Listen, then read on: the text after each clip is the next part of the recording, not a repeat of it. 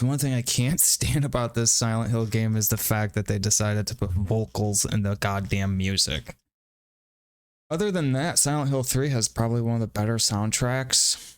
If there's at least no vocals in it, it's pretty spot on, pretty fucking good. But the moment they twist vocals into that, I'm just like, okay, a little weird.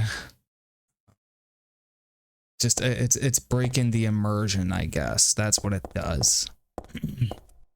And it begins to feel like a rock video, and I hate that. There's lots of stuff, but none of it really looks like it'll be useful. But you know, the thing is, like, this is, I kind of also feel that this is, in some strange way, it's like a Silent Hill that's like, it's either a little bit more for girls, or it's to kind of get boys to consider girls or something like that. I don't know.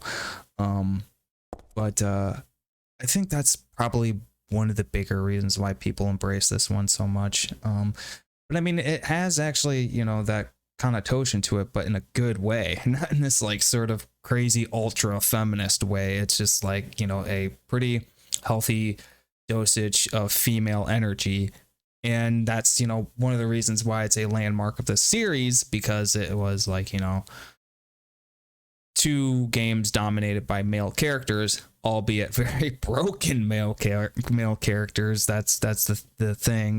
But you gotta remember, Heather is a very broken game character as well. But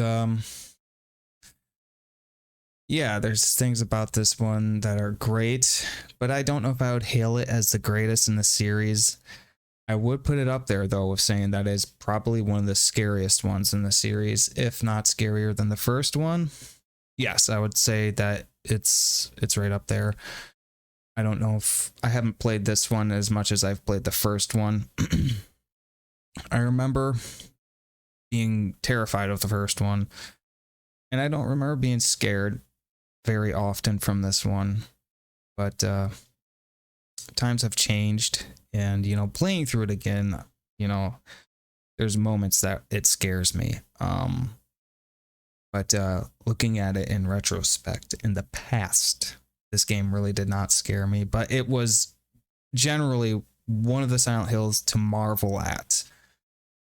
Definitely, this is one of the more fascinating ones. I don't think it's the greatest one. I think 2 is, like, again, the magnum opus of the series. But this is a very fascinating one, and please, if you're gonna remake 2, don't remake this one. You know, don't fucking remake 3. Like, 3 is just perfect where it is. It doesn't need to be fucked with at all. It doesn't need a remake. It's perfect where it is, and that's the thing. It's just like, this is Team Silent. Anytime you try to change or alter these things, you're playing with the Silent Hill gods, and the Silent Hill gods are kind of, you know, they do not bestow their powers upon simple companies to make their games. If they did, we would have good Silent Hill games, but we don't, because the Silent Hill gods do not bestow that power on you. So please don't mess with this one. This one's like the most obscure one of the series. Well, I guess 4 is, but 4 is just, oh God. Man, Silent Hill 4 is like one of the Silent Hills I just want to forget about. Seriously.